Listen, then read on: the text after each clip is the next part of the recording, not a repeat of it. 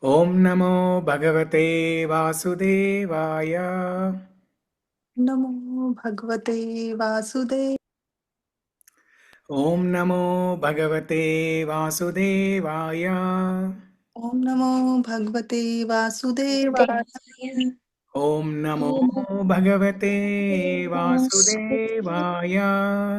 Om Namo Bhagavate Vasudevaya. Om Ajnanatimidandhasya Jnananjanashalakaya Chakshurunmilitam Yena Tasmai Shri Gurave Namaha.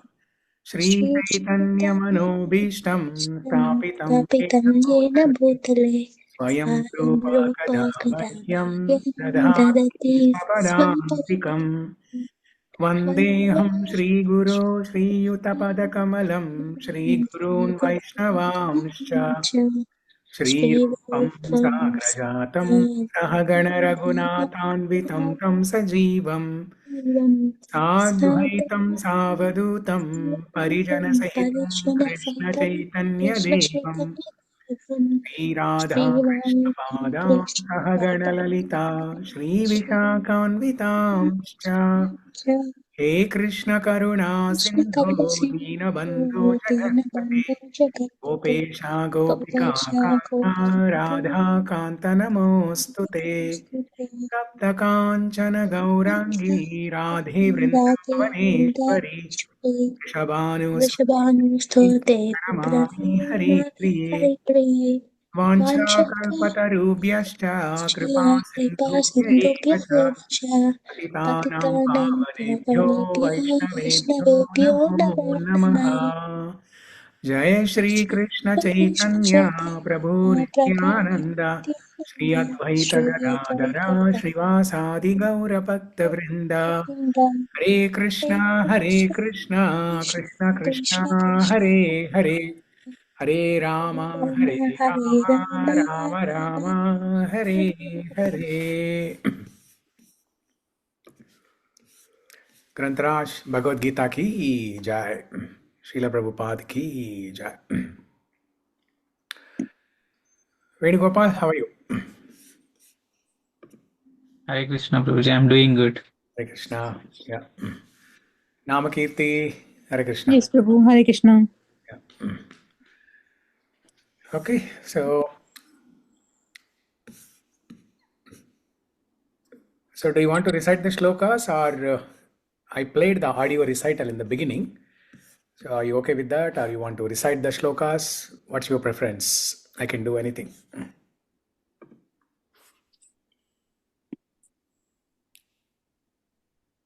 Can we do the chapter, Prabhu? Huh? Can we do the chapter? Like discussion? Discussion, yes. Can we start with the discussion? Yeah, sure. Okay.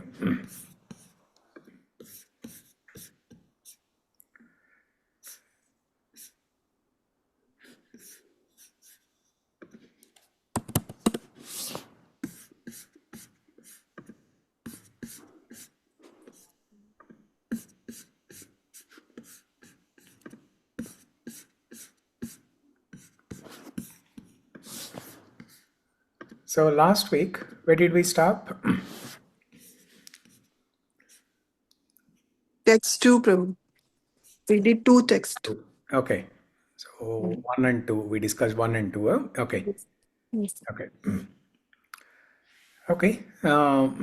So far in this chapter, chapter 5, titled as Karma Sannyasa Yoga, or Action in Krishna Consciousness, Arjuna started expressing his doubt again.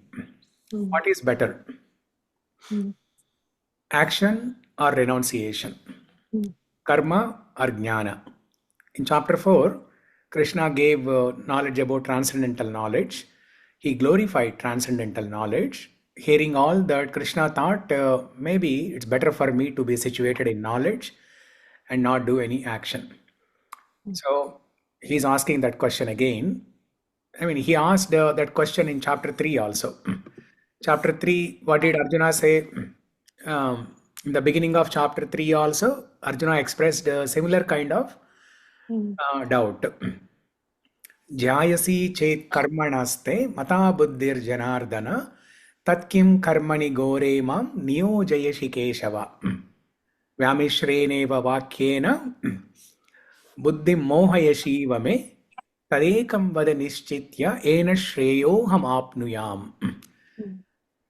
This was in the beginning of third chapter, where Arjuna said, why do you, if you, O Krishna, when you are instructing me to be situated in Buddhi Yoga, why do you want to engage me in this ghastly warfare? Why do you want you to me engage in this ghastly warfare? So, tatkim karmani gore mam, gora karma.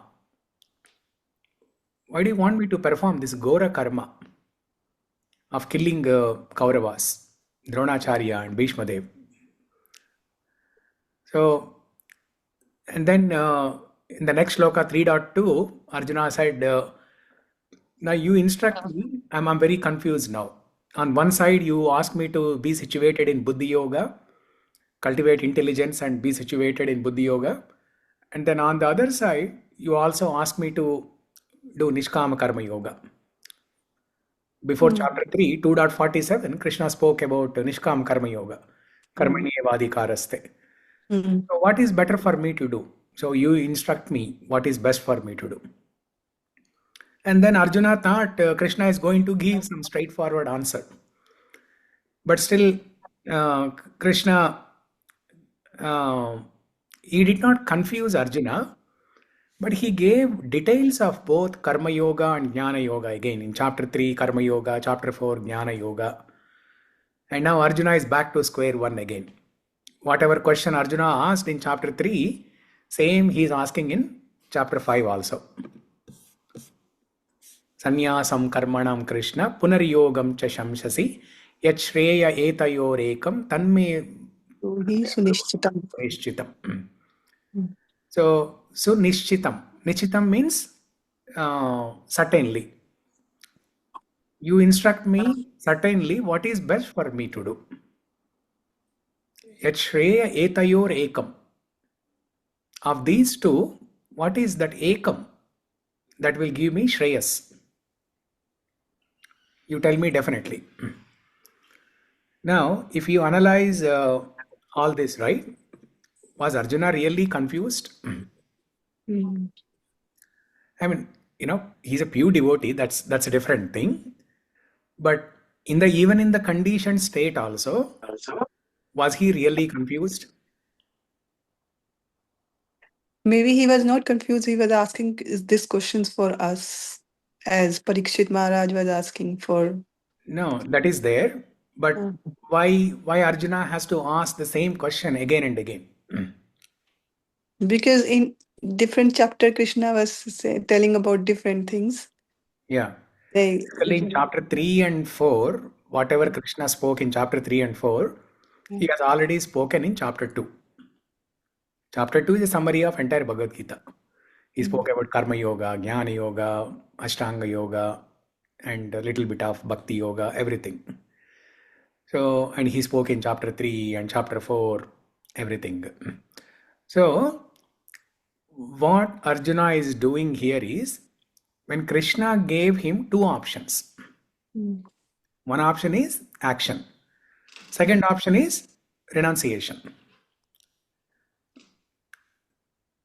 Now, Arjuna, he has a preconceived mindset. In his mind, he has a pre-assumed or preconceived something.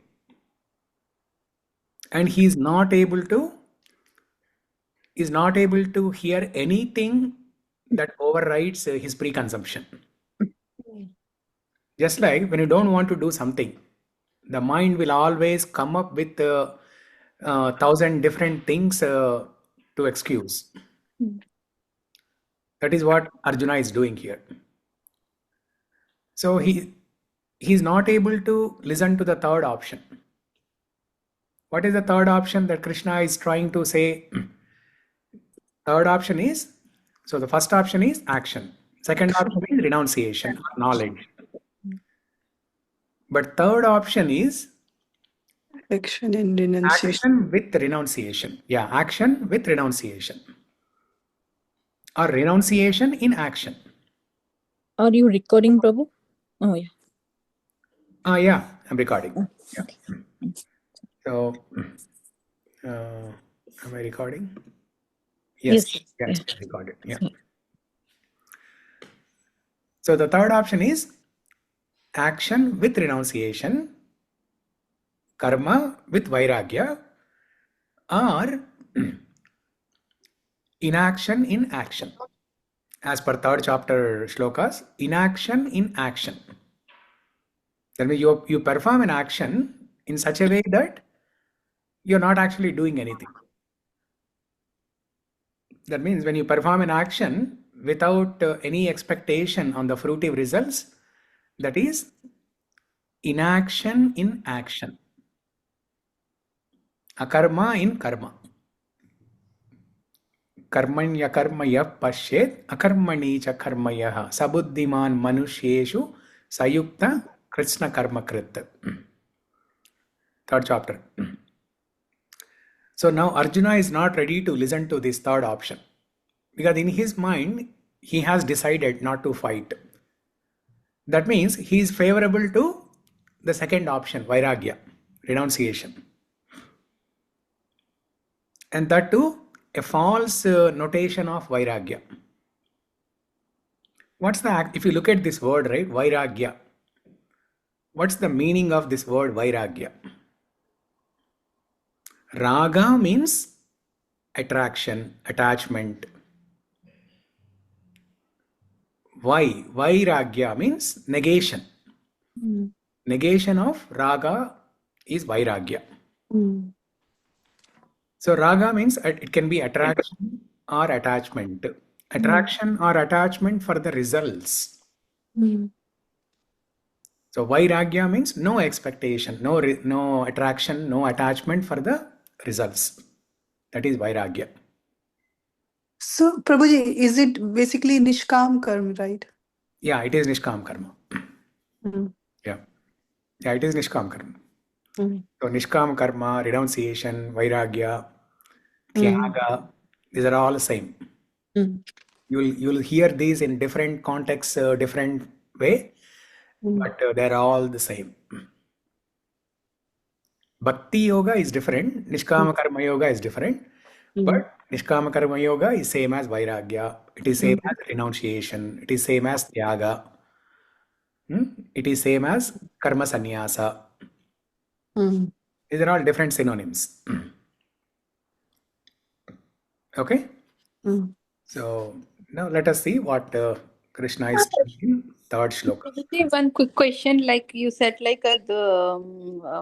bhakti is different from the one which is with nishkam karma yoga, right?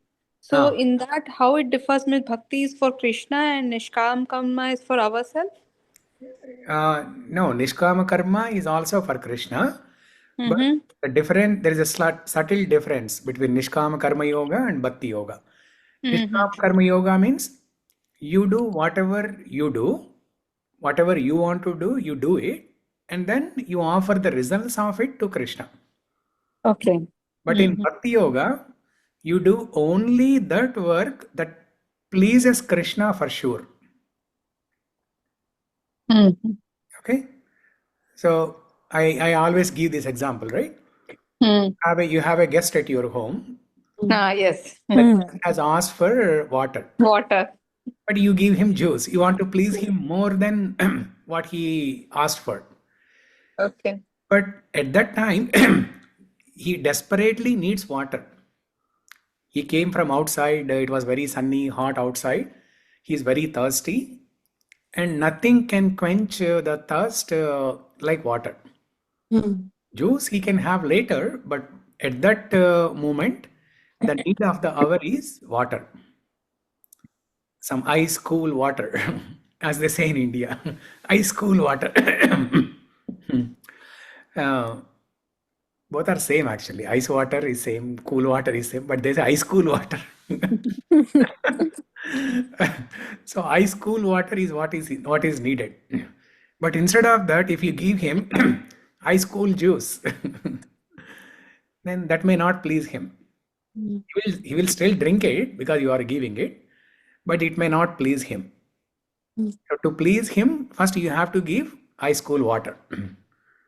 Then after a few minutes, you can give him ice cool juice. So that's the slight difference between nishkama karma and bhakti. Okay, Prabhuji. Thank you. Yeah. So now shloka number 3. Hare Krishna, Shamala. Hare Krishna, Prabhuji. Yeah. We are just starting. Shloka number 3.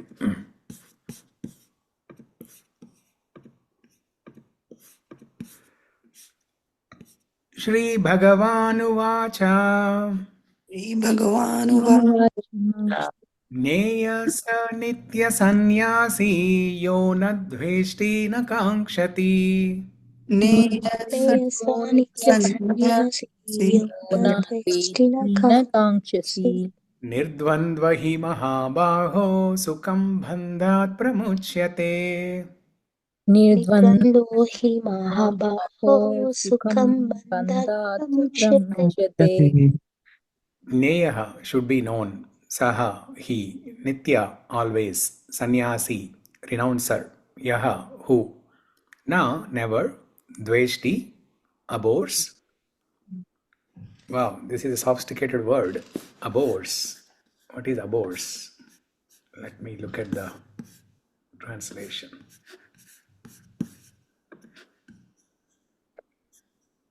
First, let me move this. Yeah.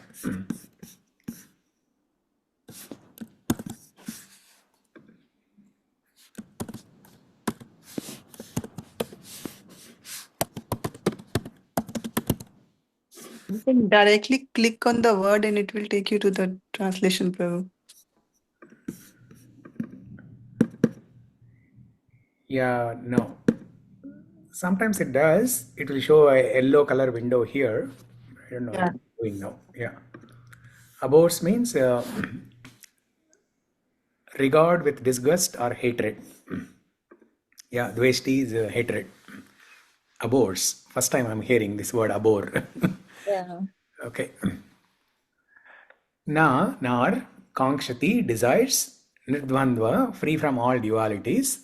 He, certainly, mahā-bāho, O mighty armed one, sukhaṁ, happily, bandhāt, from bondage, pramucyate, is completely liberated. Okay, translation and purport. Venugopal, can you read translation and purport? Hare Krishna. Okay, Prabhu. One who neither hates nor desires the fruits of his activities is known to be always renounced. Such a person, free from all dualities, easily overcomes material bondage and is completely liberated. O mighty armed Arjuna. Purport. One who is fully in Krishna consciousness is always a renouncer because he feels neither hatred nor desire for the results of his actions. Such a renouncer, dedicated to the transcendental loving service of the Lord, is fully qualified in knowledge because he knows his constitutional position in his relationship with Krishna. He knows fully well that Krishna is the whole and that he is part and parcel of Krishna. Such knowledge is perfect because it is qualitatively and quantitatively correct. The concept of oneness with Krishna is incorrect because the part cannot be equal to the whole. Knowledge that one is one in quality yet different in quantity is correct transcendental knowledge, leading one to become full in himself, having nothing to aspire to or lament over. There is no duality in his mind because whatever he does, he does for Krishna. Being thus freed from the platform of dualities, he is liberated, even in this material world. Okay? Yeah.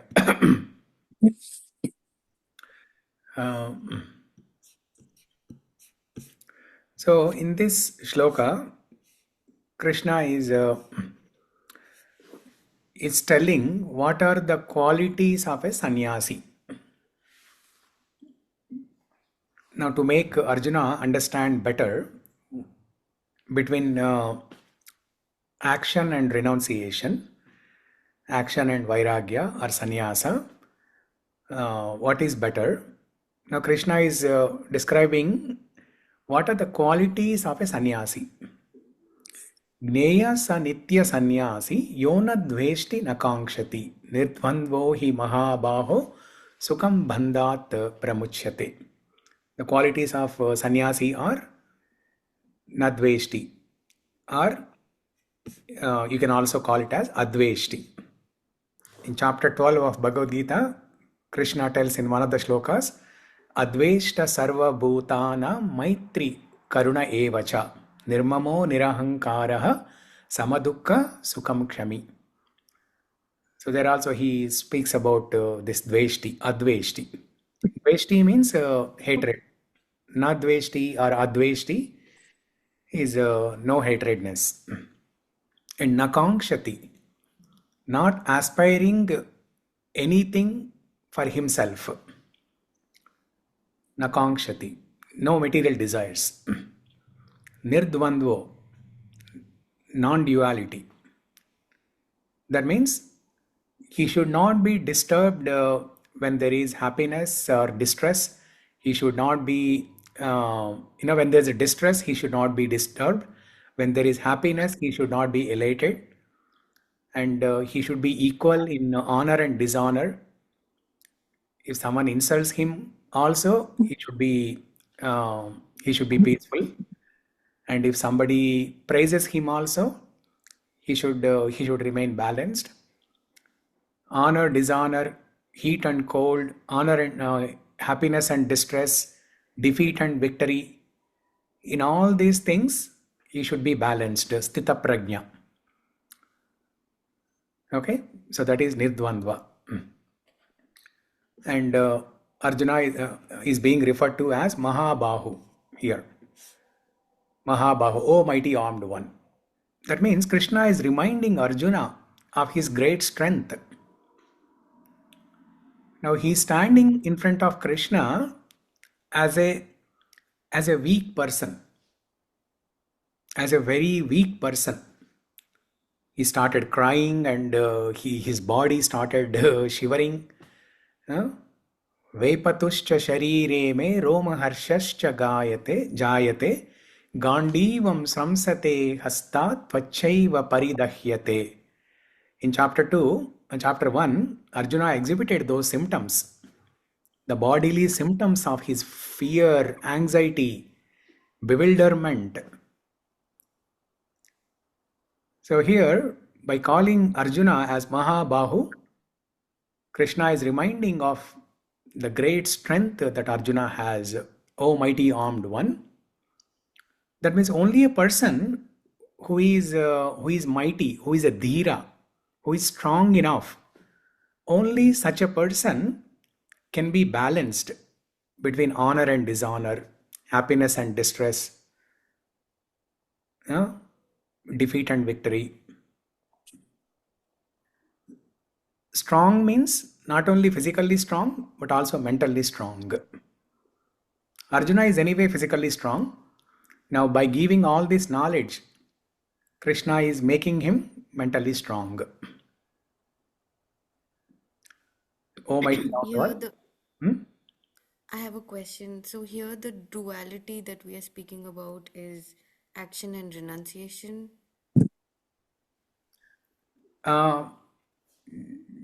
Duality is, in general, duality means in the context of this shloka where Krishna is describing the qualities of a sannyasi, sannyasi should always be peaceful.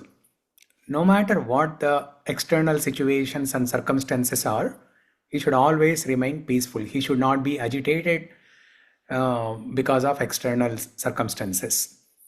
If somebody insults him, he should not get angry. If somebody praises him, he should not feel proud of it. So this is the kind of duality we are talking about.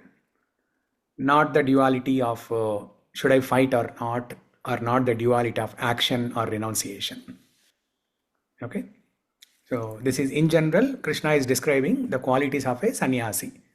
But he's leading him into that in that direction. Yeah, That he's leading Arjuna into that direction, but he's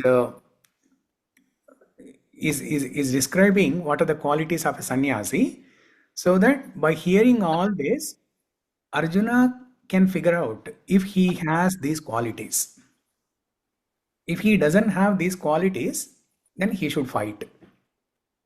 If he has these qualities, then he is to be called as a sannyasi, and he doesn't have to fight. got it. Yeah, because there are some prerequisites for a person to be called as sannyasi. These are all the qualities. Okay. Thank you. Now,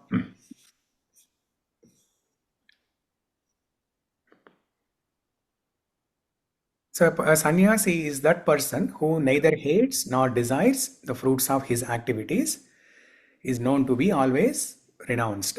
Such a person, free from all dualities, easily overcomes material bondage and is completely liberated. In the purport, Prabhupada writes very beautifully that a person who is working in this mode with all these qualities, he is renounced even while living in the material world also. He is renounced. He is to be called as sannyasi even while he is living in the material world. That means he is liberated. He is liberated even though he is living in the material world. He is to be considered as liberated. Jivan mukta. Jivan mukta. That means liberated while still living in the material world. The general definition of liberation means get out of the material world and go to that Brahman platform or spiritual world. But here one can experience the same state of spiritual world while still living in the material world if one is working in this mode. One who neither hates nor desires the fruits of his activities. When there is a success or failure, you should not be disturbed. You should consider both success and failure as being equal. Prabhuji, this is like detachment from inside, but still attached outside. Is this kind of, I think in the one of the class you said. Yeah, attached. It's not a question of attachment or detachment here. You're working, you're not renouncing the work. But what you're renouncing is you're renouncing the fruits of the work. So this is slightly different from that attachment, detachment. Yes, it is correct to say that you are detached from the results of your action, but it is not like you're detached inside and attached outside. No, that concept is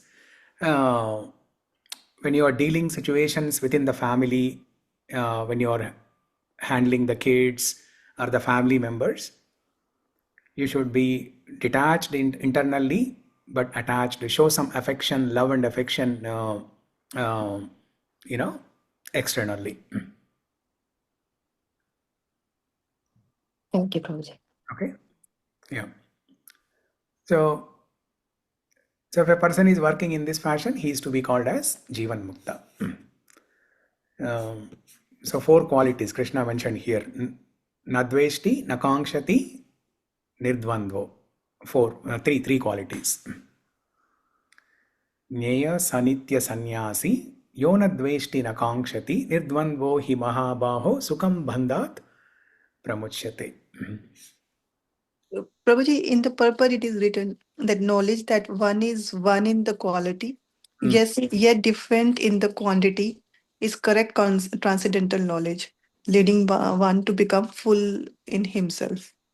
So one is one in quality means like we are the soul, we are eternal, like the Supreme Lord, we are also eternal. Is that one is the one? And different is, of course, we are part and parcel of it. We cannot be, he is whole, he is sampurn, but we cannot be. Is that the meaning of this line? Yes, that's correct. Okay. So Krishna is Vibhu and we are Anu. Mm. He is infinite. We are infinitesimal. Anu. We are small. Krishna is big. Krishna is the Sampurna, whole, and we are a part and parcel of that whole. Yeah. Just like this body is whole and the hand is a part of the body. So if the hand thinks that my capacity is same as this entire body, that is not correct knowledge. The hand understands that I'm only part and parcel of this body. I'm qualitatively the same. That means in the entire body, B positive blood is flowing. In the hand also, B positive blood is flowing. In the entire body, there's no disease. In the hand also, there's no disease. So whatever quality or the health condition in the body, that is there in the hand. If that much the hand understands, then that is the correct knowledge. And the purpose of the hand is to serve the body. If the hand thinks that, okay, I want to enjoy separately from the body. I want to feed myself. Can the hand feed to the hand itself? No, you have to feed into the mouth. The hand has to feed into the mouth. That nourishes the entire body, including the hand that is feeding into the body.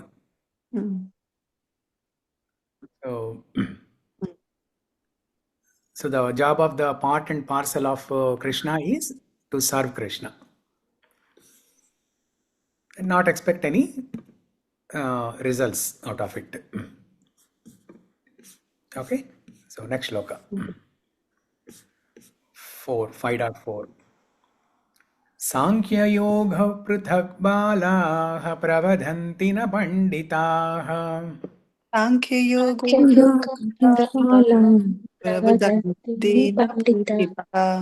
Ekamapyastita samyak ubhayorvindate phalam.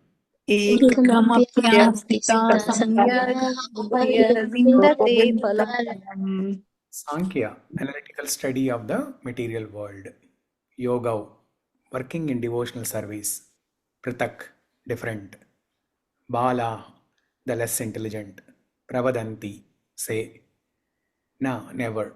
Panditaha, the learned. Ekam, in one. Api, even. Astitaha, being situated. Samyak, complete. Ubhayo, of both. Vindate, enjoys. Phalam, the result. Okay. Annapurna, can you read the translation and purport? Yes, Prabhuji. Yeah. Translation. Only the ignorant speak to devotional service, karma yoga, as being different from the analytical study of the material world, Sankhya. Those who are actually learned say that he who applies himself well to one of them of these paths achieves the results of both. Purport. The aim of the analytical study of the material world is to find the soul of existence. The soul of the material world is Vishnu, or the supreme devotional service to the Lord entitles service to the super soul. One process is to find the root of the tree, and the other is to water the root. The real student of a Sankhya philosophy finds the root of the material world, Vishnu, and then in perfect.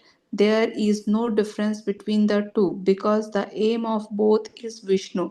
Those who do not know the ultimate end say that the purpose of the Sankhya and the Karma Yoga are not the same.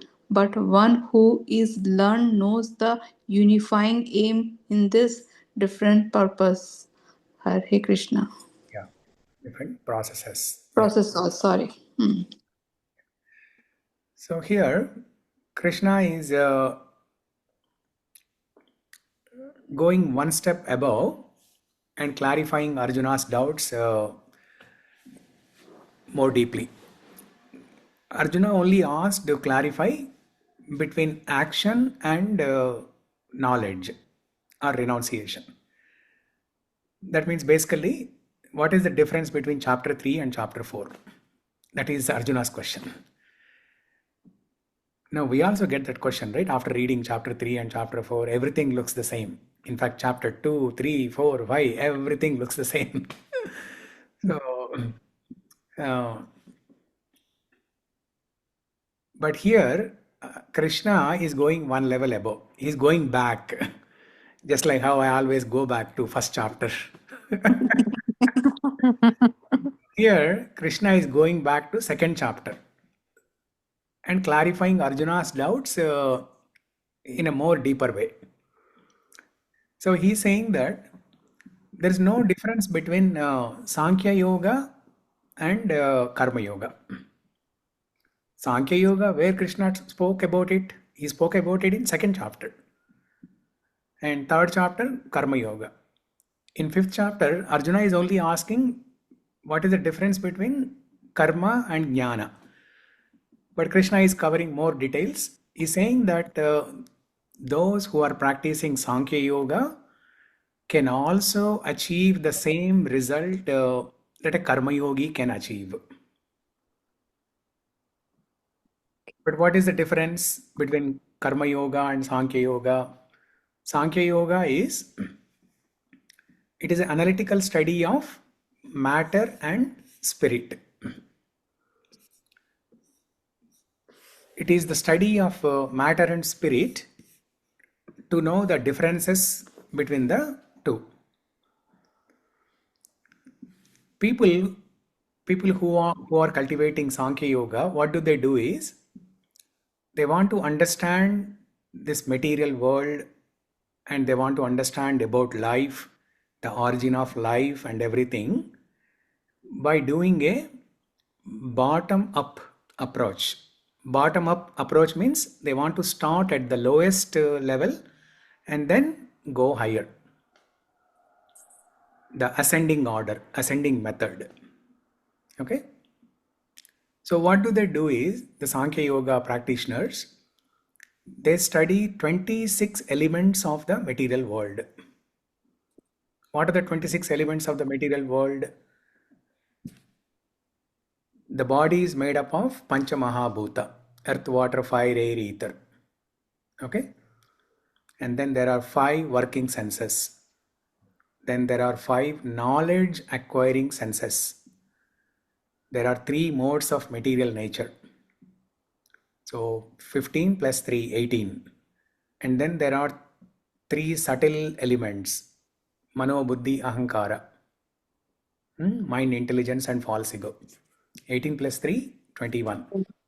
And there are 3 modes of material nature. Sattva, rajas and tamas. Mode of ignorance, passion and goodness. So 21 plus 3, 24. So these 24 are completely matter. So they do a deeper study, like just like how a scientist who has done a PhD, he's working in some R&D department of a company, how he does deeper research on something. A Sankhya Yoga practitioner does a research on all these 24 elements, and then finally he starts studying about the soul. And then eventually he starts studying about super soul,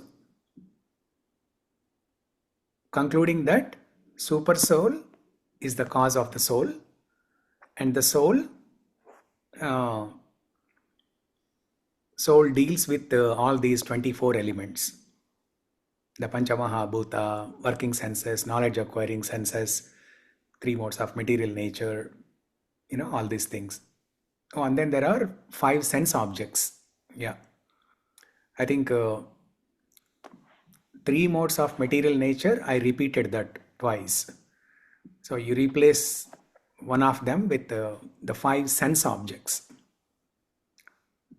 There are 5 working senses, 5 knowledge acquiring senses, and 5 sense objects. Okay. So by doing study of all these material elements, finally they go to soul and super soul. But a person who is practicing karma yoga or nishkama karma yoga, they don't have to do study of all these things like this. If they work in nishkama karma yoga mode, then they will get purification and their knowledge will be revealed to them. The knowledge of what is the root cause of everything in this material world. What is the origin of the universe? What's the origin of life in the universe? Everything will be revealed to them if one works in Nishkama Karma Yoga. Work, but not be attached to the results of your work. This is a direct approach. Just like, there is a tree. If somebody wants to understand the tree, so first they start watering the branches of the tree. Then they start watering the leaves of individual leaves of the tree. Then they start watering the flowers, fruits individually. And then finally they go to the roots. They start watering the roots and finally they conclude saying that, okay, I don't have to water the leaves, fruits and vegetables individually. If I water the roots, then that is enough. But by that time, what happens? The tree may even die. If you spend 10 years watering the leaves, fruits and vegetables and not water the roots, by the time you conclude that watering the roots is enough and that will nourish the entire tree, you are too late. The tree may die. Or you may not be there. We may die. By the time we conclude, either we may die or the tree may die. So, whereas in the Nishkama Karma Yoga fashion, it's a direct process. We can directly start watering the roots and then see the results immediately. Within few days, we can see the results that it is nurturing the leaves, fruits, flowers, everything. So it's a very direct. It's a direct process and very scientific. You can see the results by yourself. Pratyakshaavagamam, Krishna says in Bhagavad Gita. One can perceive this knowledge by direct self-realization. One can perceive this knowledge, pratyaksha avagamam. Pratyaksha avagamam. But what the Sankhya Yoga philosophers are doing is, it is speculative. First they think that, oh, okay, maybe I should water only the trees, only the leaves. After a few days, they see that the fruits are not getting nourished. They are not ripening. They are not getting nourished. Then they think that, okay, maybe I should water the fruits. So like that, they speculate. And they take very long time to conclude. Whereas Karma Yoga, Nishkama Karma Yoga practitioners, it's a direct process. Pratyaksha avagamam. One can perceive the results by direct self-realization. Because as you start working in this fashion, you will have some experiences.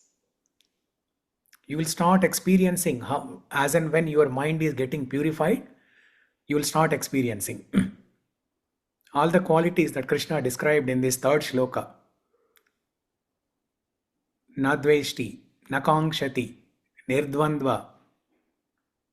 We will start experiencing these qualities. The process of Karma Yoga or Nishkama Karma Yoga is to purify the mind. Prabhuji, we started this text by saying that there is no difference between Sankhya Yoga and Karam Yoga. And then you told the difference, like in Sankhya Yoga, people take lot of years ultimately to reach to the Krishna consciousness only. But in Karam Yoga, we practice Krishna consciousness from the start. Yeah. So there is a difference, but then there is no difference because end result is the same. Yeah. In one, it takes long time. In the second, in Karma Yoga, it starts from the beginning. Yes. That is what this shloka is all about. Yes. The end result is same. Hmm. But the process is different. So why do people follow Sankhya Yoga? What is in it that attracts them? So some highly intellectual people, some people are born intellectual, right? Their IQ levels are very high. Just like scientists. All the scientists, they have very high IQ levels. Mhm. That's why scientists don't take up bhakti.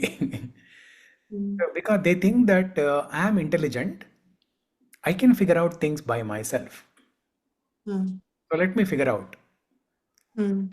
Through my speculation, let me figure out. Through my research, let me figure out. And they derive great satisfaction in that. Mm. By doing the study of these 24 material elements, they derive great satisfaction in that. Just like how when we recite Mukundamala Stotra, we derive great satisfaction. Somehow the topic has to come there. So, just like how we derive great satisfaction in doing bhakti.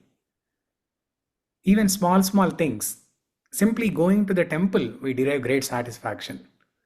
Simply reading some kirtan, singing some kirtan, Mm. we derive great satisfaction. Similarly, the highly intellectual people, every small detail that they read or research and speculate, they derive great satisfaction in that. It pleases them. Prabhuji, like the definition for satisfaction is different for everybody. It means Yeah. because of the ignorance. Yes. Okay. Yeah. So what is the correct definition of satisfaction? That is given in Bhagavatam. Savai Yes. pumsan paro dharmo yato bhakti radhokshaja ahaituki apratihata yayatma suprasidati. Prasida means satisfied. Suprasida means like super satisfied. So that is the actual definition of satisfaction. What is the definition? Yato bhaktir adokshaja. Bhakti to adokshaja. Adokshaja is one of the names of Vishnu or Krishna. Doing bhakti to adokshaja is the only thing that gives satisfaction to people. So yeah, you brought a very good point, Annapurna. So the actual definition of bhakti, actual definition of satisfaction is given in that Bhagavatam shloka. Only bhakti gives the correct satisfaction. Mm-hmm. Prabhuji, I'm still confused here. Like for Sankhya Yoga, they do analytical study of matter and spirit. Yeah. For what? What is their end goal? Like why do they do that? To know what is the origin of this universe. Okay. So when they start studying the Pancha Mahabhuta, earth, water, fire, air, ether. So how did this earth came about? What is the origin of earth? Okay. Yeah. And then when they start studying mind, intelligence, and false ego, how did this mind come into place? Who created this mind? It's very subtle. We cannot even see it. So where is it? Where is the mind? Is there a physical entity called mind, or is it only subtle? And who created it? What is the purpose of mind? To study of all these things. So like that, they start peeling one layer at a time to go to the root of it. So once they know who is the origin of the universe, then they start doing bhakti. Is that? Yeah. So once they figure out what is the root, by doing all this analytical study and wasting their time for several years, finally, when they come to know that ultimately it's the soul and super soul, that's all what matters, and rest everything else is not significant, then they start cultivating knowledge about soul and super soul. And in Karma Yoga, we start from here and then we cultivate bhakti. Yeah. So karma, when we say karma yoga, right? There are different flavors of karma yoga. Just karma yoga, and then there is nishkama karma yoga. Yeah. So, and then one level above nishkama karma yoga is bhakti yoga. So, the most easiest thing or the most easiest process is bhakti yoga, and that is where we are easily convinced that Krishna is the root. If we water that root, everything else is nourished. But one level below that, in Nishkama Karma Yoga, we don't believe that so easily. We have to perform some action, and then when we offer the results to Krishna, our mind gets purified. As our mind gets purified, then we will believe that Krishna is the creator, maintainer, enjoyer, proprietor, all of those things. So purification of mind means what? We discussed this many times. Can somebody tell what is purification of mind? When we practice Nishkama Karma Yoga or even Karma Yoga, our mind gets purified. So what's the meaning of mind purification? That everything belongs to Krishna. In our mind, it's always like everything belongs to the Krishna and we are here to serve. Okay, looks like I told the answer first and then asked the question later. Chanting Lord Krishna mantra also, Prabhu. Chanting Lord, that is Bhakti Yoga. You are talking one level higher than Nishkam Karma Yoga. In Bhakti Yoga, yes, you're right.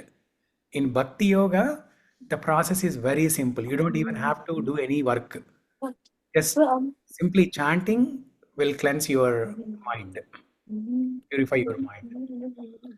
But in Nishkama Karma Yoga, purification of mind means getting rid of the proprietorship mentality, getting rid of the enjoyership mentality, getting rid of controllership mentality.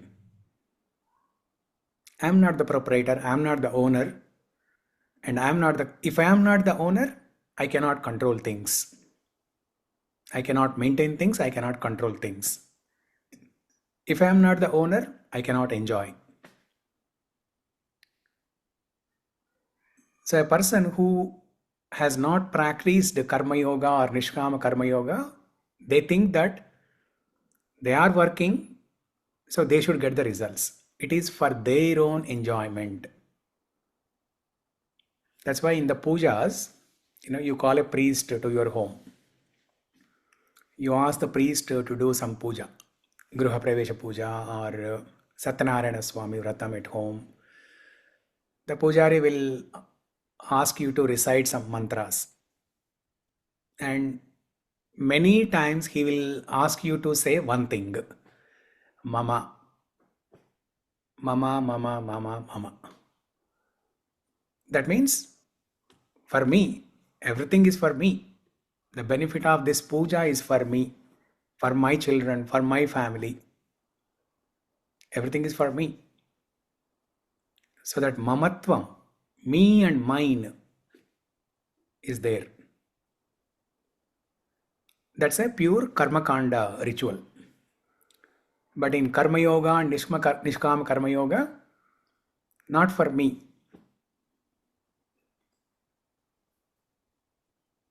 Prabhuji, one quick question. Like we have believe in Krishna, like he's a proprietor, maintainer, everything. Yeah. So we also want that 100% bhakti or like that. But what is stopping us to do that? Because even though it's like our karma is stopping us to do, because even we want to do bhakti like everybody is doing, like do. So our karma is stopping us to do, Prabhuji. Only Krishna has to show mercy to do that. No, it's not our karma. Our desires are stopping us. The desire to enjoy separately from Krishna, the desire to control things. Prabhuji, first of all, if sometimes we also feel we doesn't have desire, we want to do for everything for Krishna also. Like that so many times came up for talking personally also. Yeah. But sometimes I don't know what stop us to do, because everything is predefined for us, or what. I always wonder for that, Prabhuji. Yeah, we have a desire to serve Krishna, Mm-hmm. but we do not have the desire, we do not have a strong desire to serve Krishna. We have some desire to Okay. serve Krishna. Strong desire should be there. Like weekend, 2-3 hours, yes, I can serve Krishna. Rest of the week is for me. Mama, every day. Monday to Friday, mama. Saturday, Sunday, you will say, idam namama, idam Krishnaya namaha, idam namama, idam Krishnaya namaha. Not for me, but only for Krishna. Saturday, Sunday is for Krishna. Monday to Friday is for me. So that Saturday, Sunday also only few hours. And that too not every Saturday, Sunday. Only few Saturday, Sundays. So we have some desire because we are reading Bhagavad Gita or Bhagavatam. We are doing some services. We are coming to the temple. We are associating with devotees. We are in the process. Okay. That's why we have some desire to serve Krishna, but it's not a strong desire. It's not a desire to serve Krishna exclusively. Got it, Prabhuji. Yeah. Thank you, Prabhuji. Why we do not have a desire to serve Krishna exclusively? Because I have a desire to serve myself, to serve my family members, to serve my friends, to serve the country, and so on. Yeah. So Thank you. the desires are stopping us. So when we say family, Prabhuji, in family also the Krishna is residing, Prabhuji. Everyone in that, I feel like that only when I give it to when I cook also, I feel like Krishna has given us the family. So we are serving to Krishna indirectly. He has sent us for some service. Yes, that is true. Yeah. So we are all practicing bhakti, but we are not a perfected sadhaka. Yeah. Yeah, we are sadhakas. We are practicing sadhakas. We are not a perfected sadhakas. Got it, Prabhuji. Yeah. As per the process, we are following everything. The family is to serve Krishna. Doing your occupational duty is to serve Krishna. Everything is as per the process only.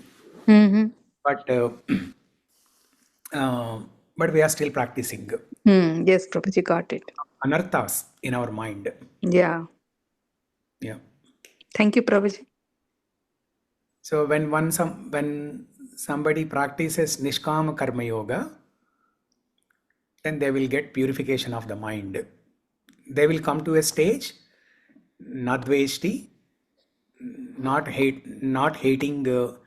Okay, so Annapurna, now you are saying that yes, we are taking care of the family when you are cooking, You see that as a service to Krishna because the family members are also children of Krishna. But at this moment, we are not free from hatred. Yes. We are not free from desire. Yes. That is their purpose. Yeah. So that is what Krishna is talking in this shloka. Yes, got it. Yo na dveṣṭi na kāṅkṣati nirdvandvo hi mahā-bāho sukhaṁ bandhāt pramucyate. So this is what is purification of the mind. That not hating anybody, not hating result of any action, not desiring anything for your own benefit. Yes, sir. Yeah. Now you are, see, the cooking also, right? You gave an example of cooking. Yes, Prabhuji. So cooking, how do you cook? You only cook what you want to eat or what Praveen wants to eat or what Exactly, Prabhuji. Correct. Correct, Annaru. Yeah. So you don't cook, you don't read Shastra and find out what are the favorite dishes of Krishna and Radharani. Yes. We don't do that, right? So that is bhakti. Curiosity. Not Curiosity. Not curiosity, that is bhakti. Bhakti means attention to the details. You want to know what pleases Krishna, what are the different sweets that Krishna likes. So why is he called Laddu Gopal? There's a reason. Why is he called Laddu Gopal? Because he likes laddus. So instead of offering laddus to him every day, we offer different things. Yes, Prabhuji. Krishna will accept, but actual bhakti is to read Shastra and understand what Krishna likes and offer only those things. Yes, Prabhuji. Got it. Yeah. Thank you. So on the other Prabhuji, side, so here, once I heard like what we are offering, all the prasadam, whatever the fruits, prasadam, everything, that is all the prasadam for us from Lord Krishna. But actual prasadam, what we should give is our bhakti, and like as you said, no angry, no reaction, don't expect anything. This kind of like pure bhakti. Is that right, Prabhuji? yeah, that's correct. So when you offer something to Krishna, right? Krishna is not really in need of what we are offering. So the rice, dal, chapati, does Krishna really care about these things? Will he go hungry if we don't offer this? No. So Krishna is only looking for our love and devotion in that. So when we offer with love and devotion, even a small thing like water, Krishna will accept it. So, okay, is that clear? Yes, Prabhuji, as you said in Mukundamala, Patram Pushpam Phalam Toyam. Yeah. Yeah. Yeah, Patram Pushpam Phalam Toyam Yome Bhaktya Prayachati. Bhakti. Krishna tells in that shloka, Bhakti. The only ingredient Krishna is looking for is bhakti. And that bhakti you can exhibit by reading Shastra and finding out. You can read Hari Bhakti Vilasa. There is a scripture called Hari Bhakti Vilasa. You can read that and find out what are the different things that Krishna likes. That is bhakti. Now, when you put an effort like this, Krishna notices that here is my child who is sincerely trying to understand what I like. Now, after that, Krishna does not really care about that item. He's only noticing your bhakti. He's not hankering for that sweet that you are preparing. But the mere fact that you are putting an effort to go to that Hari Bhakti Vilasa Shastra and finding out what he likes, that itself pleases him. You don't even have to cook actually. So, he's Bhavagrahi Janardana. If we have an intention to cook, he will accept it.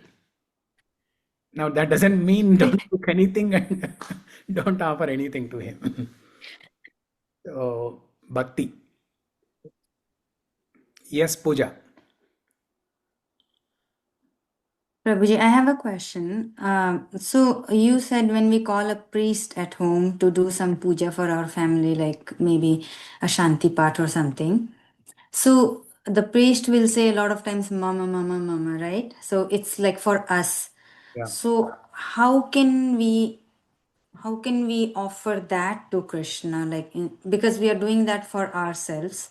So you are saying that at the end of that puja, if we say Sarvam Shri Krishna Arpanamastu, is that is that the way we should be offering the puja also to Krishna, or like what is the correct way? So a proper priest from one of the Vaishnava Sampradayas, generally they should, technically they should not be saying Mama, Mama, Mama.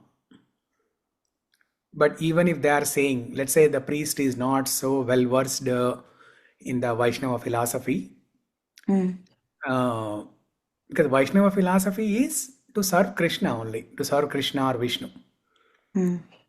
Nothing for me or everything for Krishna and Vishnu. So let's say the priest is not well versed in this Vaishnava philosophy, but he's saying Mama, Mama, Mama during the puja. So at the end of the puja, what they do is Sarvam Sri Krishna Arpanamastu. Okay. Yeah. So that is also offering everything to Krishna. Okay. Got it. Yeah. Thank you. And the worst thing is not even to say that Sarvam Sri Krishna Arpanamastu. There are some priests who do that also. So there are different levels. So if the priest is not saying that, and if we know that we should be saying that, we can say that, right? You can say that. Yeah. Yeah. Okay. And more better way is, even if the priest is saying Mama, Mama, priest is asking you to say Mama, Mama, Mama, right? In your mind, you say Hare Krishna. Okay. So your tongue and lips are moving. The priest is thinking that you are saying Mama, but in your mind you say Hare Krishna. Okay. Or in your mind you say Idam Krishnaya Namaha. Okay. Idam Namama, Idam Krishnaya Namaha. Okay? Or you can say, priest is saying Mama, Mama, Mama. In your mind you say Na Mama, Mama, Na Mama, Na Mama, Na Mama.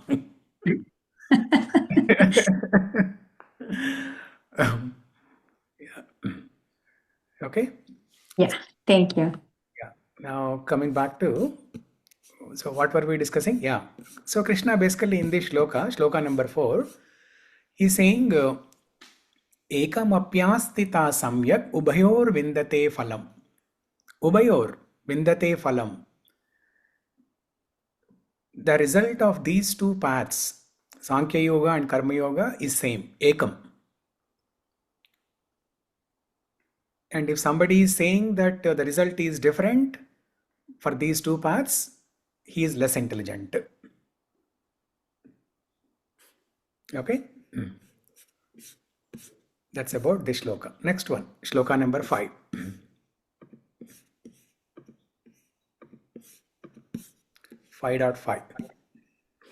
Yat sankhya prapyate sthanam tadyogairapi gamyate. Yat sankhe prapyate sthanam gamyate. Ekam sankyam cha yogam cha ya pashyati sa pashyati. Ekam sankhya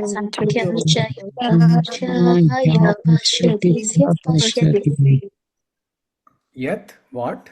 Sankhya, by means of Sankhya philosophy, prapyate is achieved, sthanam, place, tat, that, yogai, by devotional service, api, also, gamyate, one can attain, ekam, one, sankhyaṁ, analytical study, cha, and yogam, action and devotion, cha, and yaha, one who, pashyati, sees, sa, he, pashyati, actually sees. Translation and purport. Okay, Shamala, you want to read? Yes, Prabhuji. One who knows that the position reached by means of analytical study can also be attained by devotional service, and who therefore sees analytical study and devotional service to be on the same level, sees things are things as they are.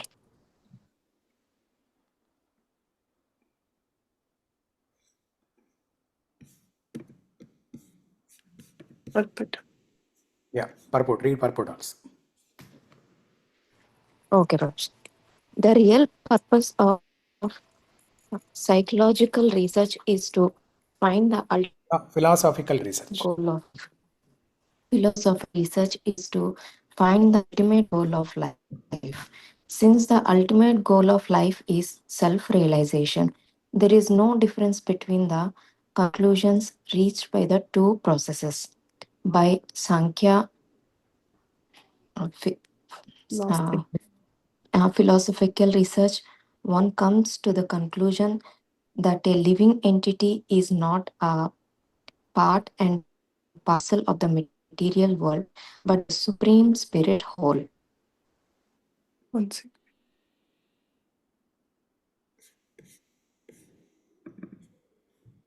Go ahead. Next. Consequently, The supreme. When he acts in Krishna's consciousness, he is actually in his constitutional position. In Sankhya, one has become detached from the yoga process and has to attach himself of Krishna's consciousness. Actually, both processes are the same, although superficially and one appears to involve detachment and the other process involves attachment. Detachment from matter and attachment to Krishna are one, and one who can see things.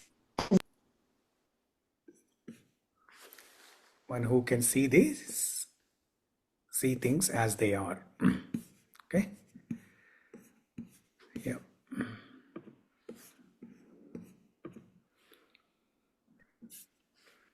Okay. So,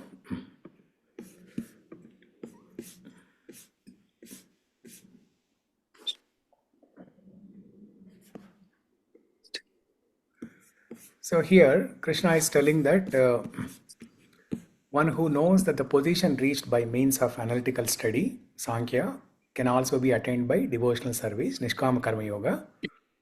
One who therefore sees analytical study and devotional service to be on the same level, sees things as they are.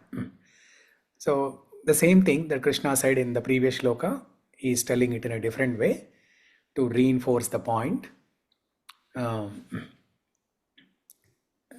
And in the slight difference between the way Krishna mentioned this in the previous shloka and this shloka is, in the previous shloka Krishna said, one who thinks that the result of these two paths is different is less intelligent. Whereas in this shloka, Krishna is telling, one who sees that the result of these two paths is same, he sees things as they are. Okay, ya pashyati, sa pashyati. He sees things as they are. Whereas in the previous one, the less intelligent person, he sees things the way he wants to see. because he's intellectual. He's, because of his material intelligence, he thinks he can figure out things by his speculation. So he sees things as he wants to see them. He doesn't want to see things as they are. If you look at the translation, right? The translation itself tells everything very clearly. See things as they are. A person who is speculating, he does not see things as they are. He wants to see things as he wants to see. Like Arjuna. Even though he is asking Krishna to clarify, but every time, whatever Krishna speaks, the way Arjuna understands is that renunciation. The only thing that Arjuna understands is renunciation. He doesn't understand karma, nishkama karma, all these things. The only thing that goes into his mind, the only thing that catches his attention is renunciation, vairagya. So that according to his preconceived or pre-assumed decision of not fighting, Arjuna is only liking this word sannyasa, renunciation. Sannyasa, renunciation, knowledge, but not action, not nishkama karma, not karma yoga, not all these things. Okay.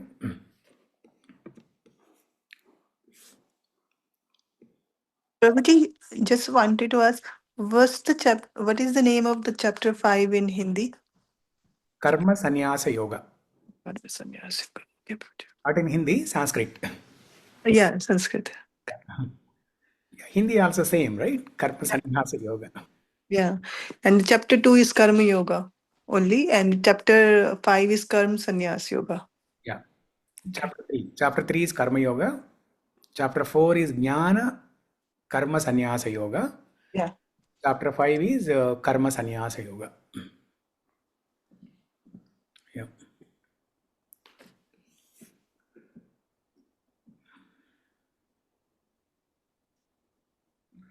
So here, another point that Prabhupada writing in the purport, in Sankhya Yoga, one has to become detached from matter. And in the devotional yoga means here we have to take it as Nishkama Karma Yoga.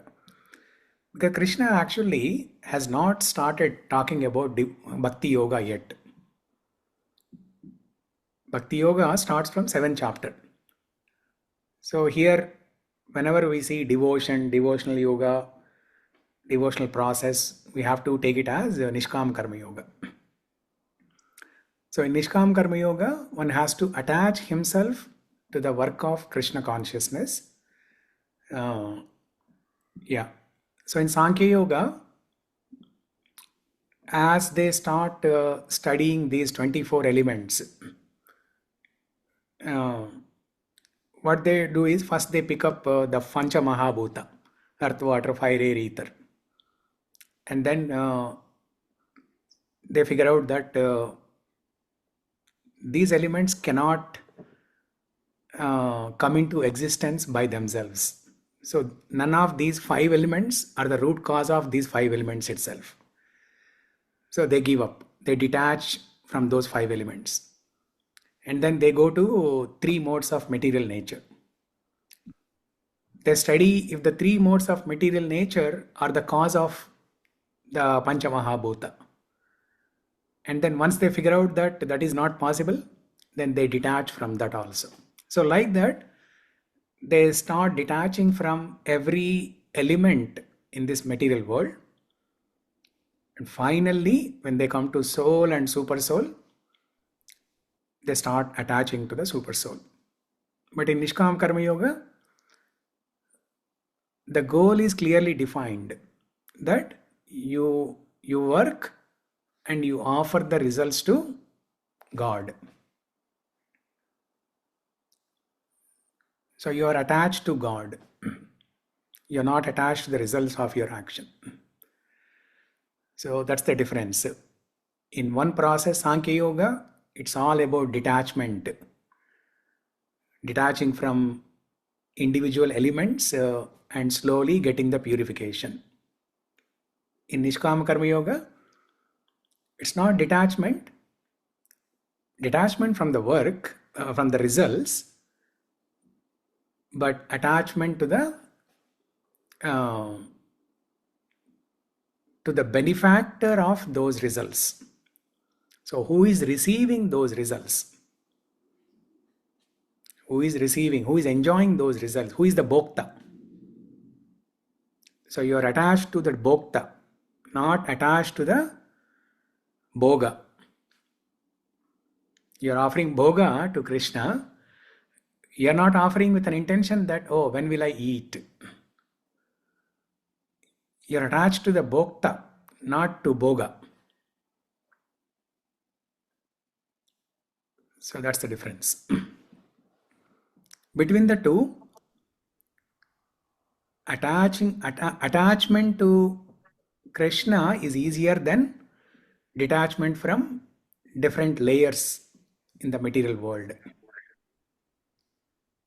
So that's why in one sentence, in one sense, Krishna is telling in this shloka that between the two, between Sankhya Yoga and Nishkam Karma Yoga, Nishkam Karma Yoga is better.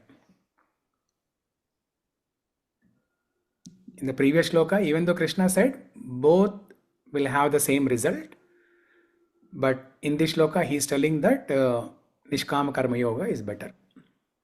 Because only in Nishkama Karma Yoga, one is attached to the benefactor of the results, the bhokta, and which is easy. So only that person who sees things as they are, he is of higher intelligence. Okay? Next, shloka number 6. Sannyasastu mahā-bāho dukkhamāptum ayogatah. Sannyasastu mahā-bāho dukkhamāptum ayogatah. Yoga-yukto munir-brahma nachirenādi-gacchati. Yoga-yukto munir-brahma nachirenādi-gacchati. Sannyasaha, the renounced order of life. 2. But mahā-bāho, O mighty armed one. Dukkham, distress. Aptum, afflicts one with. Ayogataha, without devotional service. Yoga-yuktaha, one engaged in devotional service. Muni, a thinker. Brahma, the supreme. Nachirena, without delay. Adhigacchati, attains. Okay. Shyamakonda, you want to read? Yes, sir. Merely renouncing all the activities yet not engaging in the devotional service of the Lord cannot make one happy. But a thoughtful person engaged in the devotional service can achieve the supreme without delay. Purport by Srila Prabhupada. There are two classes of sannyasis, or persons in the renounced order of life. The Mayavadi sannyasis are engaged in the study of Sankhya philosophy, whereas the Vaishnava sannyasis are engaged in the study of Bhagavatam philosophy, which afford the proper commentary or the Vedanta Sutra. I am returning that. The Mayavadi sannyasis also study the Vedanta Sutras but use their own commentary called Sariraka Bhashya, written by Shankaracharya. The students of the Bhagavata schools are engaged in the devotional service of the Lord. According to Panchartriki regulations, and therefore the Vaishnava sannyasis have multiple engagement in the transcendental service of the Lord. The Vaishnava sannyasis have nothing to do with the material activities, and yet they perform various activities in their devotional service to the Lord. But the Mayavadi sannyasis engaged in the studies of Sankhya and Vedanta and speculations cannot relish the transcendental service of the Lord. Because their studies become very tedious, they sometimes become tired of the Brahman speculation, and thus they take the shelter of the Bhagavatam without the proper understanding. Consequently, their study of Srimad Bhagavatam become troublesome. Dry speculations and impersonal interpretations by artificial means are all useless for the Mayavadi sannyasis. The Vaishnava sannyasis who are engaged in the devotional services are happy in discharge of their transcendental duties, and they have the guarantee of ultimate entrance into the kingdom of the God. The Mayavadi sannyasis sometimes fall down from the path of self realization and again enter into the material activities of philanthropic and al- altruistic nature, which are nothing but material engagement. Therefore, the conclusion is that those who are engaged in Krishna conscious activities are better situated than the sannyasis engaged in simple speculations about what is Brahman and what is not Brahman. Although they too come to the Krishna consciousness after many births. Yeah. So here Krishna is making further clarification in terms of what is better, karma or renunciation, and Krishna is explaining about the the the false renunciants, the Mayavadi sannyasis, and Krishna is also telling that the result is also that there's a great difference in the result also.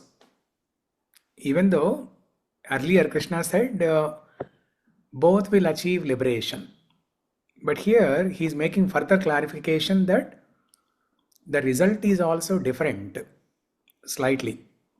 That the destination of Mayavadi sannyasis is Brahman platform, which is also not guaranteed for them. I mean, they are not guaranteed to stay in that platform forever. After some time, they will get bored and then they will fall down.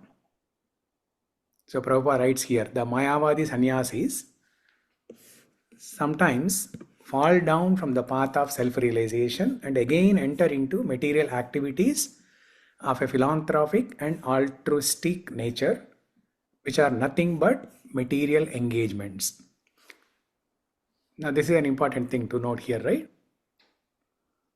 The Mayavadi sannyasis, their philosophy is to stay away from any work and only do some speculation and do some Sankhya philosophy, practice Sankhya philosophy, or go to some secluded place and not do anything in the material world.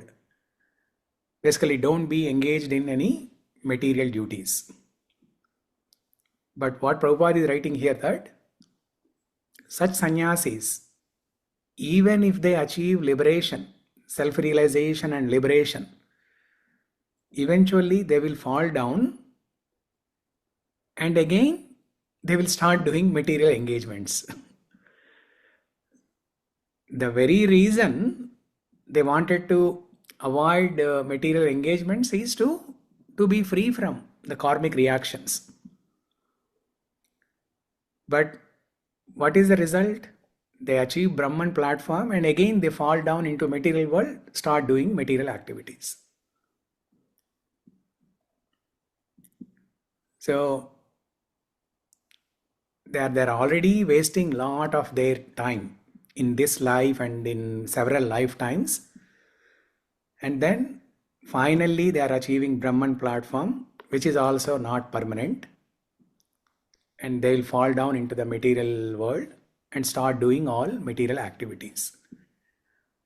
So their initial goal of staying away from material duties is lost.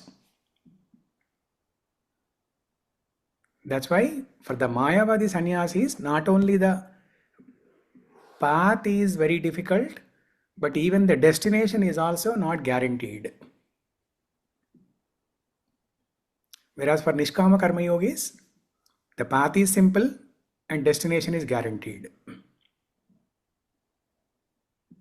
So Prabhuji, here all these shloka Krishna telling to Arjuna is because Arjuna wants to renounce everything. That's why he's explaining these things. Correct. Arjuna wants to be like one of these Mayavadi sannyasis.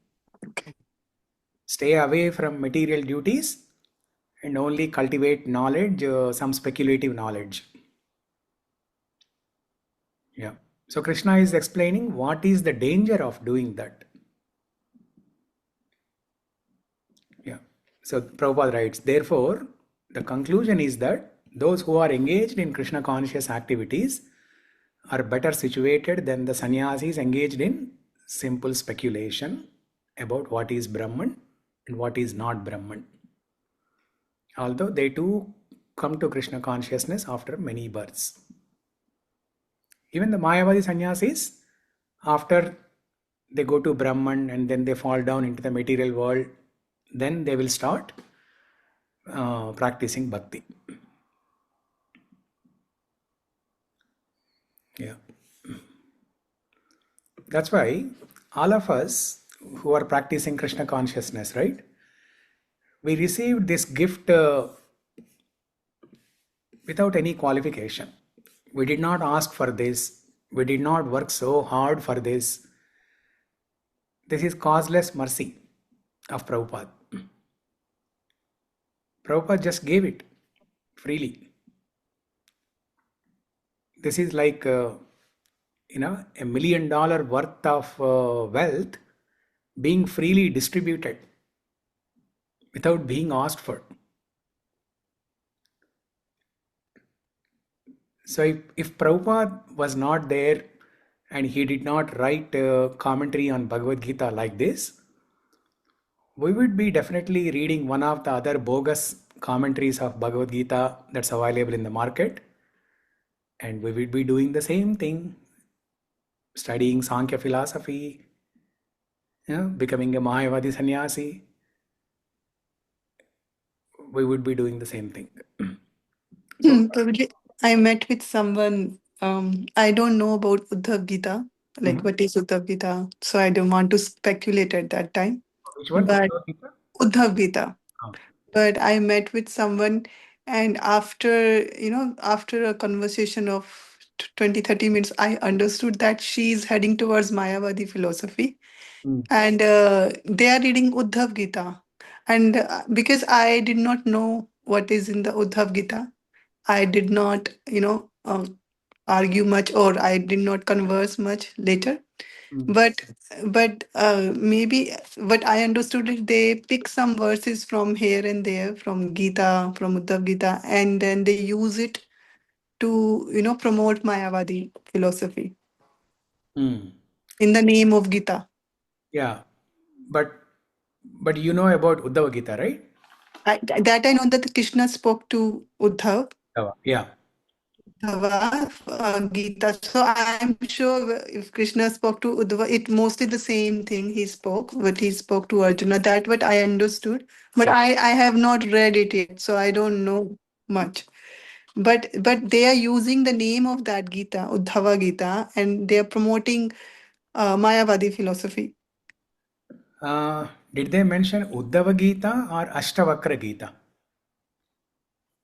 Uddhav Gita. Okay.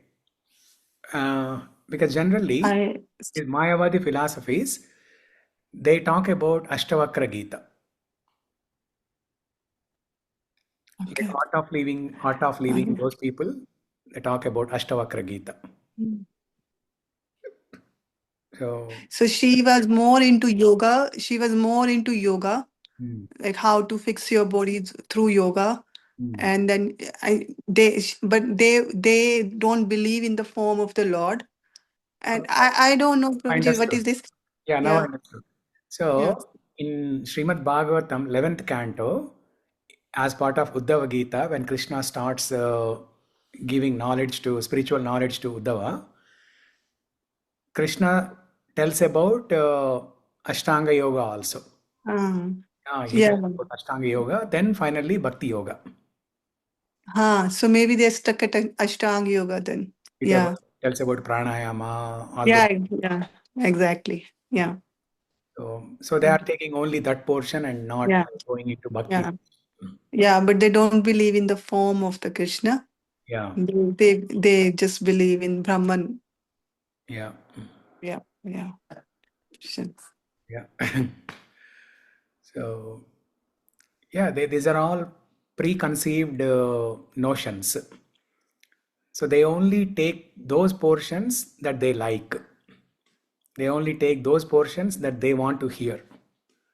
Because they are practicing yoga, they don't want to hear anything other than yoga.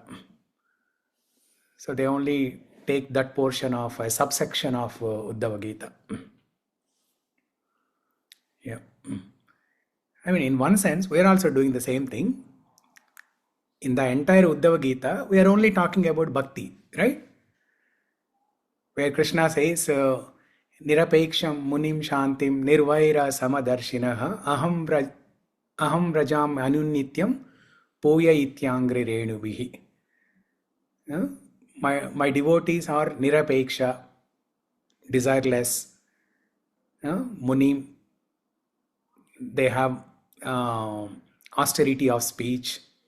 Shantam, they are peaceful. Nirvairaha, they don't have any envy towards other living entities. Samadarshinaha, they have equal vision. And if any of my devotees are exhibiting these qualities, I walk behind them. I follow their footsteps. Krishna is telling this. So we only take this part of Uddhava Gita. We are not interested in the pranayama and other yogasanas. So in one sense, we are also doing the same thing. We are only taking what we are interested in. But this is highest. We are taking the best and they are taking not so best. Yes, Pooja. So, Prabhuji, I have met some people who believe in guru line. They are in the guru line, so they don't do puja and these like the way we do, but they have very high belief in doing good karma and they don't believe in basically offering to God and everything. They say that, okay, Atma is like immortal, and they talk about these things. So are they Mayavadi? Like, what category do they come in? So are you talking about the Sikh religion people? No, our Hindu people only. Like, I have some family members who believe in like only karma, and basically they don't believe in basically murti puja and all that like we do. Yeah, so they are Mayavadis. They are Mayavadis who say that God is Nirakar, Nirgun, no form and no qualities. Yeah, like Brahma Kumari. There is an organization in India called Brahma Kumaris. They have a big ashram in Mount Abu.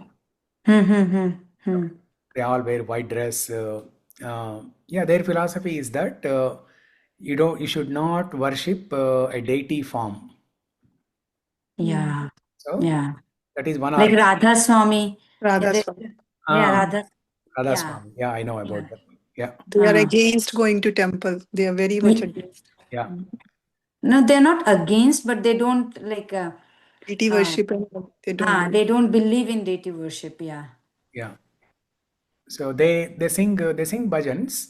But they talk very nice. They talk very the knowledge that they have is very, very high.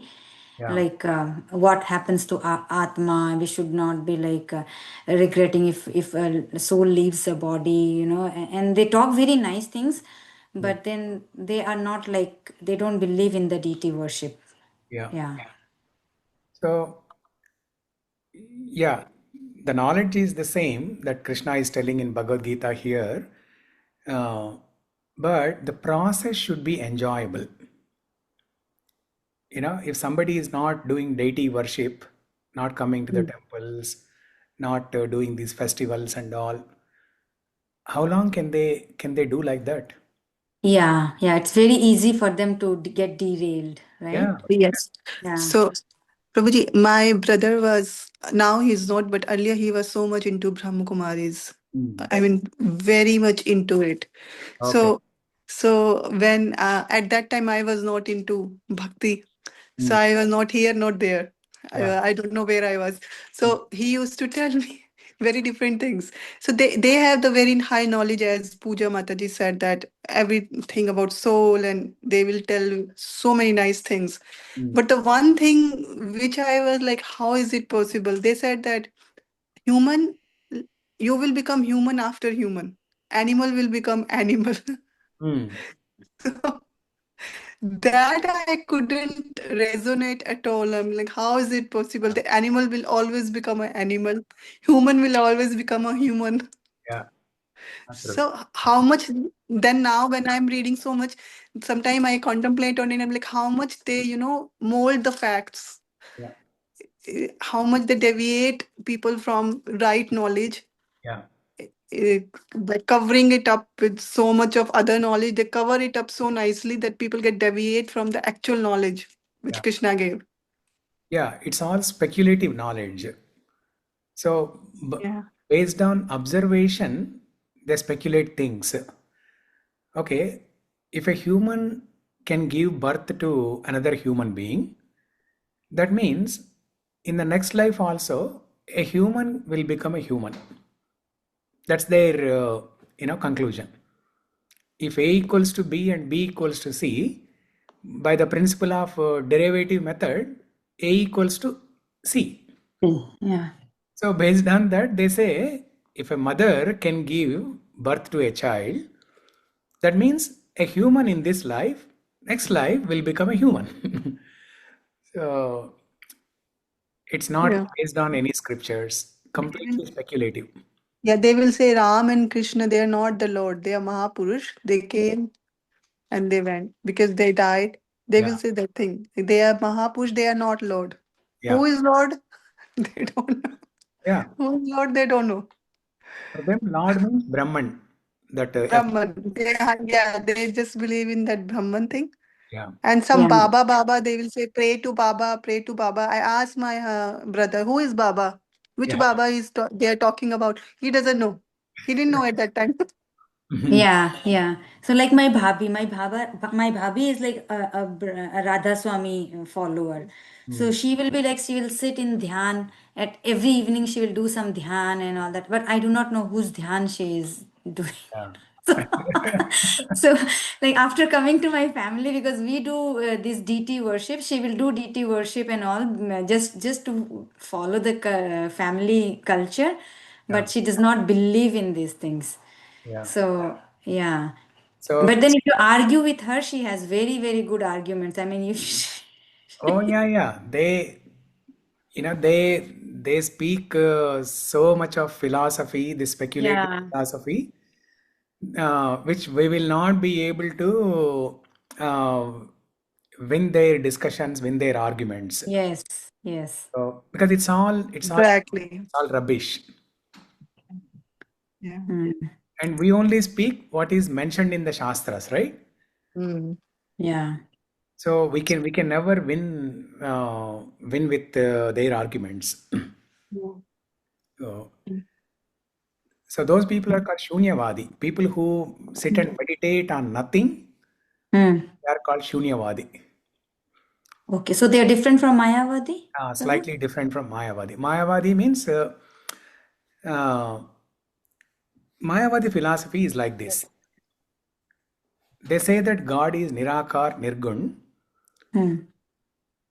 and temporarily if needed, you can take the help of a deity, but eventually you have to give up the deity form also, and then finally believe that God is Nirakar, Nirgun, and then you merge with Brahman.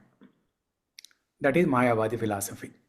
Shunyavadi is voidism. You meditate on nothing.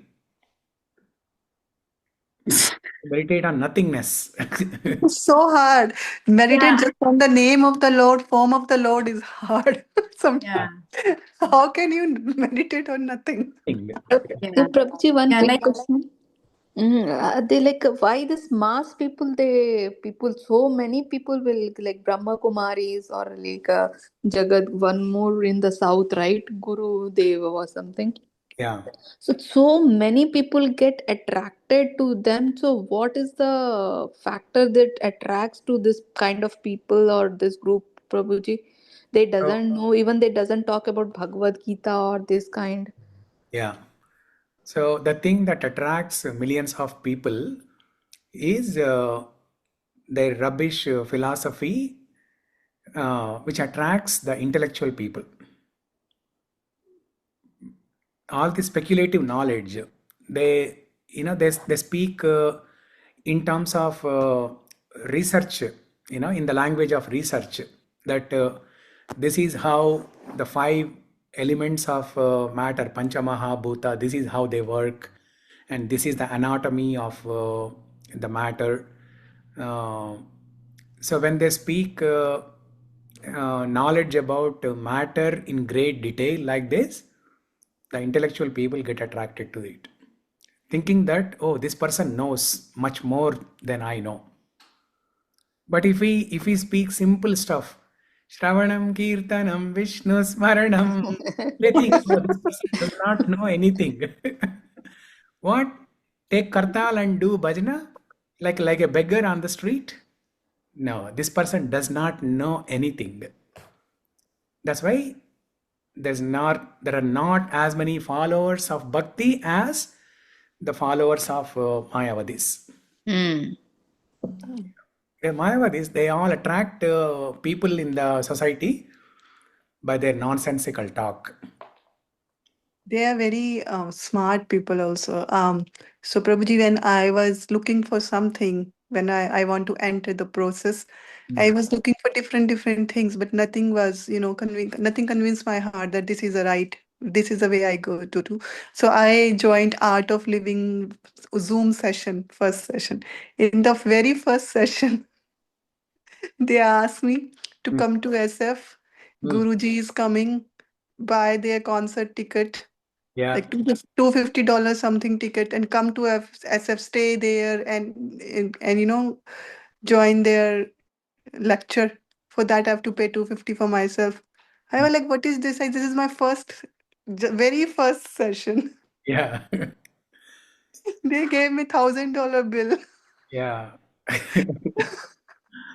I just ran away.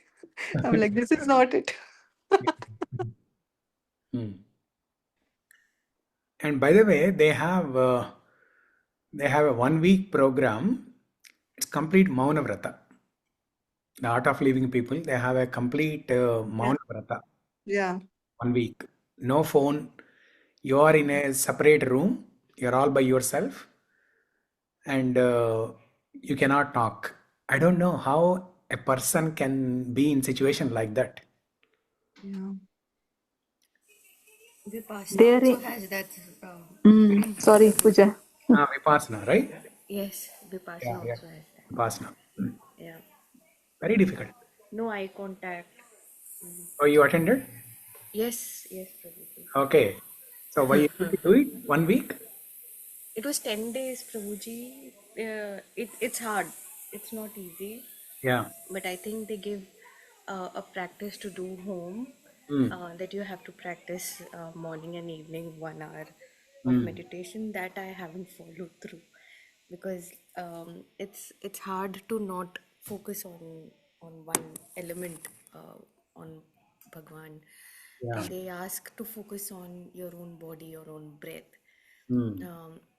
That's the philosophy that they follow, that just focus on your breath, and then go through your entire body, scan your entire body. What that does is it helps you release your emotions, but you're not attaching to it. You're not attaching to those emotions that are getting released. So Yeah.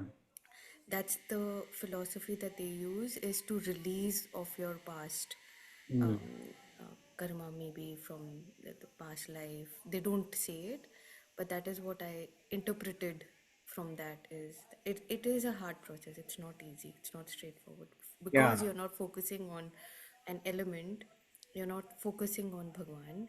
Yeah. It's more difficult. For me, it's more easy to do japa and then go through this process. Then it makes it a lot more easier, is to scan yourself, is to scan your emotions, but it is a very, very rigorous process for somebody who's emotional.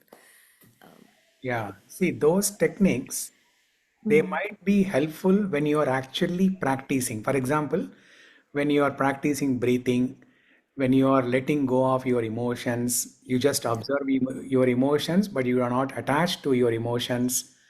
So when you are practicing that consciously as an exclusive practice for those few minutes or 1 hour, yes, I think you will be able to do that. But what about, when you are not doing that practice exclusively, when you are doing your day-to-day work, Yeah, what about the rest of the 23 hours in the day? I think it's just building up that muscle that eventually you will come to that point where you'll Yeah, start being eventually more you will be mindful. able to, but Yeah. I think it takes Yeah, a इसकी long time. Battery जाने वाली Yes, different phone की battery It takes very long time. very, very tedious Yeah, process. it's, Yeah. it's very hard. Even that 1 hour staying controlled itself is very hard. Yes. So, yeah, eventually they might be able to come to a stage where they're not different while they're practicing that kriya or not practicing the kriya. In both situations, they are same. Yeah. It will take very long time. Yeah, my husband practices it every day. He's very, yeah, Okay. he does it every day. Yeah. So I've seen the transition in his behavior. Okay. It's a good transition, but still, I think I don't know what to make of it. Yeah. Still a long way, So, I guess. whereas bhakti is very joyfully performed, the process itself is very joyful. We can associate with people, we can talk to them, we can. What do we talk? We talk about Krishna only. Austerity of speech means, when Krishna uses this word muni, nirapeksham munim shantam. I think even in this shloka there's a word of muni, right? Yeah, munir brahma, yoga yukto munir brahma nachirenadi gacchati. Muni means what? A philosopher, a thinker, or the word muni comes from the root word mauna, which means silent. Silence. Mauna means silence. Muni is one who practices silence. One who is silent is Muni. But Krishna gives the actual definition of silence. In 18th chapter, Krishna tells the actual silence is not to speak about nonsensical topics in the material world. So you have to remain.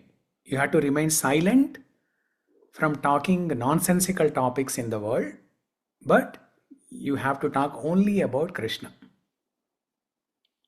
That is the actual definition of austerity of speech, or the silence.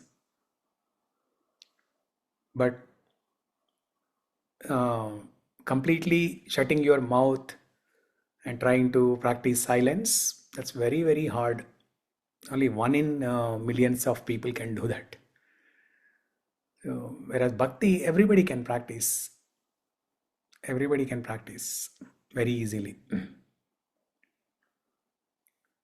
So, that's why in the society, there's a lot of misconception about this sannyasa, practice of mauna, all these things. So Prabhupada gives very clear-cut clarifications about all these things. As it is explained in this current shloka, right? 5.6, Sanyasastu mahā-bāho dukkhaṁ āptum ayogatah yoga yukto munir brahma nachirenādi gacchati. So Prabhupada says,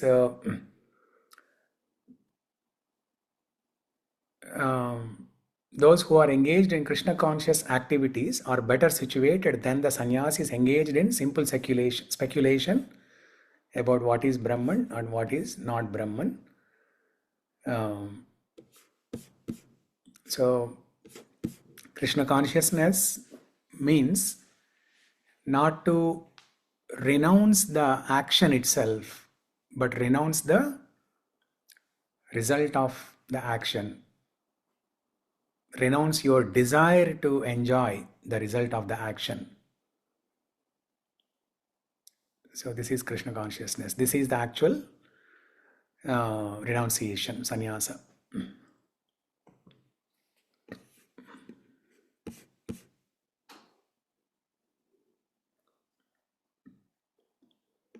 And Prabhupada also writes that the Sankhya philosophers, they study Shariraka Bhashya written by Adi Shankaracharya, whereas Vaishnava sannyasis, they study Pancharatrika Vidhi that talks about different types of worship of God, how to decorate the Lord, how to do the aratis to the Lord, how to offer bhoga to the Lord, what to cook. So Hari Bhakti Vilasa that I spoke earlier, that is a subsection of this Pancharatrik Vidhi. Pancharatrik Vidhi is more detailed for those who want to achieve God through deity worship as the primary means, Archanam. For them, Pancharatrik Vidhi has great details. Whereas for Bhakti Yogas like us, we are not interested in doing PhD in Pancharatrik Vidhi, in the Archanam or deity worship. But we are interested in knowing some details at a higher level. Because Archana is not our main primary process. Our primary process is Shravanam, Kirtanam and Smaranam. These are the three processes.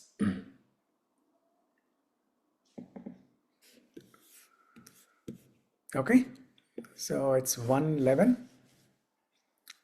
I think we can conclude. What is the next shloka here? Let me see. Yoga yukto vishuddhatma vijitatma jitendriya sarva bhutatma bhutatma kurvannapi na lipyate. He's talking about sense control here. So just like how Krishna is telling, there's no difference between Sankhya Yoga and Karma Yoga or Nishkam Karma Yoga. In the later section of this chapter, Krishna starts telling there is no difference between Karma Yoga and Ashtanga Yoga, which is the topic of next chapter, 6th chapter. So Krishna gives a precursor or prelude to 6th chapter in 5th chapter itself, saying that the same result that one can achieve by practicing Nishkama Karma Yoga, they can achieve the same result by practicing Ashtanga Yoga also. And then in the end he will say, but between the two, Nishkama Karma Yoga is better. Because Ashtanga Yoga is very difficult to practice. Okay. So I think it's 1:14. We'll conclude the call unless somebody has a question, comment or reflection.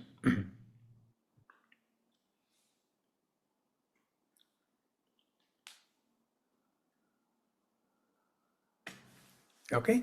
So if nothing, then thank you everyone for joining. Grantaraj Srimad Bhagavad Gita ki jai. Thank you, Prabhuji. Thank you, Prabhuji. Thank you. Prabhuji, Hare next Krishna. week, will there be class next week? We have class next week. The 12th, though, there may be soft opening of the temple. I'm not sure. It's not confirmed yet. It's a tentative. So, yeah, if the temple opening is there, then we'll cancel the class. Okay. Yeah. So we'll come to know. Sometime next week we'll come to know. Okay. Hare Krishna. Thank you, Prabhuji. Hare Krishna, everyone. Thank you. Hare Krishna. Thank you. Thank you, Prabhuji. Hare Krishna.